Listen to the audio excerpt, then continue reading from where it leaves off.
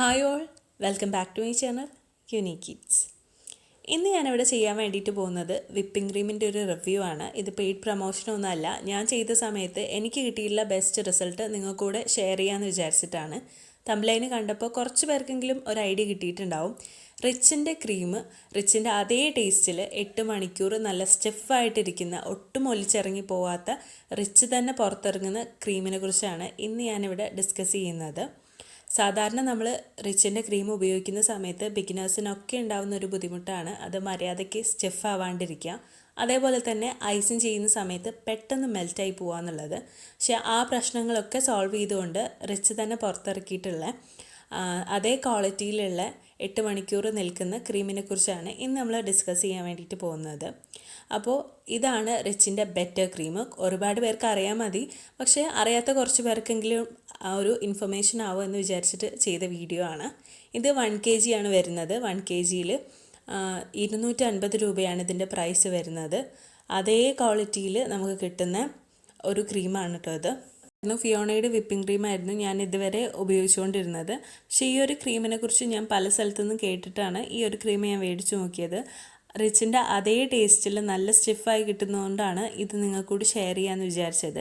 Fiona, Vivo ഒക്കെ പോലെ തന്നെ പെട്ടെന്ന് സ്റ്റിഫായിട്ട് കിട്ടുന്ന ഒരു ക്രീം തന്നെയാണ് കേട്ടോ ഇത്. അപ്പോൾ നമുക്കിതെങ്ങനെയാണ് ബീറ്റ് ചെയ്തെടുക്കാൻ നോക്കാം. സാധാരണ ചെയ്യുന്ന പോലെ തന്നെയാണ് ഇതിലും ചെയ്യുന്നത്.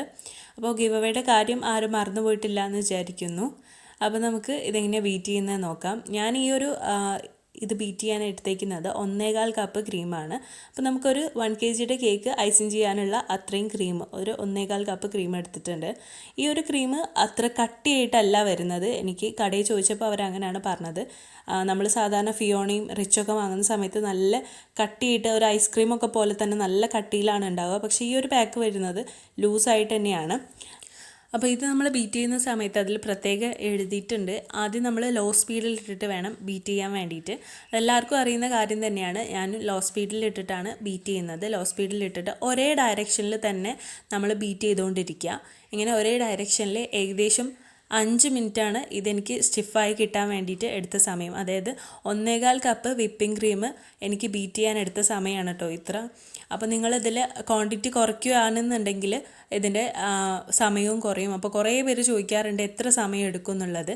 നമ്മൾ എടുക്കുന്ന വിപ്പിംഗ് ക്രീമിൻ്റെ അളവിനനുസരിച്ചും അതേപോലെ ബീറ്ററിൻ്റെ സ്പീഡിനനുസരിച്ചും ചെറിയ ചെറിയ വ്യത്യാസങ്ങൾ ഉണ്ടാവും. അപ്പോൾ എൻ്റെ ഈ ഒരു ബീറ്റർ വണ്ടർ ഷെഫിൻ്റെയാണ്. വണ്ടർ ഷെഫിൻ്റെ ഈ ഒരു ബീറ്റർ വെച്ചിട്ട് 1.25 കപ്പ് ക്രീം ബീറ്റ് ചെയ്യാൻ എടുത്ത സമയം 5 മിനിറ്റാണ്.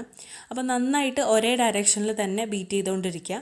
സ്പീഡ് പതുക്കെ കൂട്ടി കൊടുക്കുക. കുഞ്ഞു ബബിൾസ് വരുന്ന സമയത്ത് ബീറ്റിങ്ങിൻ്റെ സ്പീഡ് കൂട്ടി കൊടുക്കുകയാണ് ചെയ്യുന്നത്.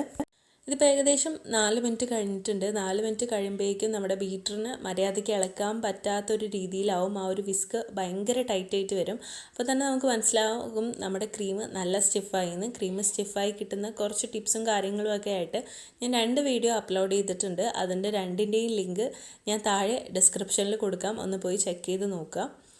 ഇങ്ങനെ നമ്മൾക്ക് ക്രീം റെഡി ആയിട്ട് കിട്ടിക്കഴിഞ്ഞാൽ നമുക്കിത് എടുത്ത് വയ്ക്കാം.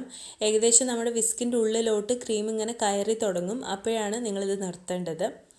അങ്ങനെ നന്നായിട്ട് ബീറ്റായി കഴിഞ്ഞാൽ നമ്മൾ പാത്രം കമഴ്ത്തി വെച്ചാൽ കൂടെ ഈ ഒരു ക്രീം താഴേക്ക് വരില്ല. അത്രയ്ക്കും സ്റ്റിഫായിട്ടിരിക്കും. സാധാരണ നമ്മൾ റിച്ചിൻ്റെ ക്രീം ചെയ്യുന്ന സമയത്ത് ഇങ്ങനെ ഒരു രീതിയിൽ നമുക്ക് കിട്ടാറില്ല. ഏകദേശം ഒരു സോഫ്റ്റ് പീക്ക് ആവുക എന്നല്ലാണ്ട് ഇത്ര സ്റ്റിഫായിട്ട് നമുക്ക് കിട്ടാറില്ല. പക്ഷേ ടേസ്റ്റിന് വേണ്ടിയിട്ട് നമ്മൾ പലരും റിച്ചിൻ്റെ ആ ഒരു ക്രീം യൂസ് ചെയ്യാറുണ്ട്. അപ്പോൾ റിച്ചിൻ്റെ ക്രീം തന്നെ ഉപയോഗിക്കുന്നവർ ഈ ഒരു ക്രീം ട്രൈ ചെയ്ത് നോക്കുക. ഉറപ്പായിട്ടും നിങ്ങൾക്ക് ഇഷ്ടമാവും. ഇതേപോലെ നമ്മൾ പാത്രം കമഴ്ത്തി പിടിച്ചാൽ കൂടെ ഈ ഒരു ക്രീം താഴോട്ട് വരില്ല. അപ്പോൾ നമ്മുടെ ഇന്നത്തെ ഗിവ് അവേയുടെ ചോദ്യം എന്താണെന്ന് വെച്ച് കഴിഞ്ഞാൽ, നമ്മുടെ ഗിവ് അവേയിൽ 3rd പ്രൈസ് ആയിട്ട് നമ്മൾ എന്തായിരുന്നു അനൗൺസ് ചെയ്തതെന്ന് താഴെ ഒന്ന് കമൻറ്റ് ചെയ്യുക. കൂടെ നിങ്ങളുടെ പേരും കമൻറ്റ് ചെയ്യാൻ വേണ്ടിയിട്ട് മറന്നു പോകണ്ട. അപ്പോൾ ഈ ഒരു ക്രീം നിങ്ങൾ ചെയ്യുന്ന സമയത്ത് നിങ്ങൾക്ക് ഒരു 30 മിനിറ്റെങ്കിലും ഐസിങ് ചെയ്യുന്നതിന് മുമ്പ് ഒരു 30 മിനിറ്റെങ്കിലും ഫ്രിഡ്ജിൽ വെക്കുക. അതേപോലെ തന്നെ ഒരാഴ്ച കഴിഞ്ഞിട്ട് അങ്ങനെ കുറച്ച് ദിവസം കഴിഞ്ഞിട്ടാണ് എടുക്കുന്നതെന്നുണ്ടെങ്കിൽ അതൊരു പ്ലാസ്റ്റിക് റാപ്പ് വെച്ചിട്ട് കവർ ചെയ്തിട്ട് വേണം ഫ്രിഡ്ജിൽ വെക്കാൻ വേണ്ടിയിട്ട്. അപ്പോൾ എല്ലാവർക്കും ഈ ഒരു ടിപ്പ് ഇഷ്ടമായി എന്ന് വിചാരിക്കുന്നു. അപ്പോൾ നിങ്ങൾക്ക് ഈ വീഡിയോ ഇഷ്ടമായി എന്നുണ്ടെങ്കിൽ ലൈക്ക് ചെയ്യുക, കമൻറ്റ് ചെയ്യുക, ഫ്രണ്ട്സ് ആൻഡ് ഫാമിലിക്കൊക്കെ ഇതൊന്ന് ഷെയർ ചെയ്ത് കൊടുക്കുക. അതിൻ്റെ കൂടെ തന്നെ എല്ലാവരും ഗിവ് അവേയിൽ പാർട്ടിസിപ്പേറ്റ് ചെയ്യുക. എല്ലാവർക്കും ബെസ്റ്റ് ഓഫ് ലക്ക്.